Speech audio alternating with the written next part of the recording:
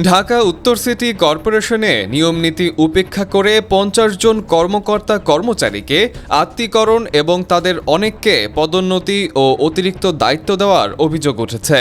এতে সংস্থাটির ভেতরে অসন্তোষ ও আলোচনা তৈরি হয়েছে। সূত্র জানায় ২০২৪ সালের ১৪ অক্টোবর একই দিনে এসব আত্মীকরণ করা হয়। তবে এ সংক্রান্ত কোনো অফিস স্মারক ওয়েবসাইটে প্রকাশ করা হয়নি। সাম্প্রতিক অডিটে বিষয়টি সামনে আসে। অডিট কর্মকর্তারা নথি চাইলে তা দেখাতে পারেনি কর্তৃপক্ষ।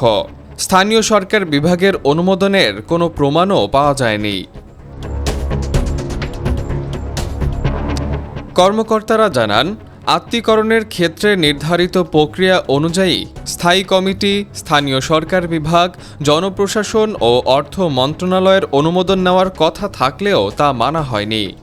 অভিযোগ রয়েছে, আত্মীকরণের পর জ্যেষ্ঠতা ও অভিজ্ঞতা উপেক্ষা করে পদায়ন করা হয়েছে। যন্ত্রচালক কাজী আলমগীর হোসেনকে হিসাব সহকারী থেকে রাজস্ব পরিদর্শক করা হয় এবং অতিরিক্ত দায়িত্ব দেওয়া হয়। একইভাবে আব্দুল খালেক মজুমদার ও মিজানুর রহমানকেও প্রয়োজনীয় অভিজ্ঞতা ছাড়াই গুরুত্বপূর্ণ দায়িত্ব দেওয়া হয়েছে। এতে জ্যেষ্ঠ অনেক কর্মকর্তা বঞ্চিত হয়েছেন বলে সংশ্লিষ্টরা জানিয়েছেন।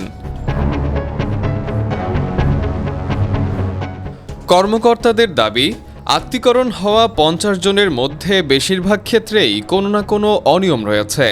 তৎকালীন প্রধান নির্বাহী কর্মকর্তা মীর খায়রুল আলম অনিয়মের বিষয়টি মনে নেই বলে জানিয়েছেন।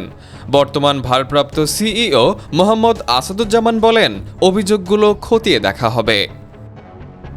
ডেস্ক নিউজ, অগ্রযাত্রা প্রতিদিন। অগ্রযাত্রা প্রতিদিন, নির্ভীক প্রত্যয়ে উজ্জীবিত।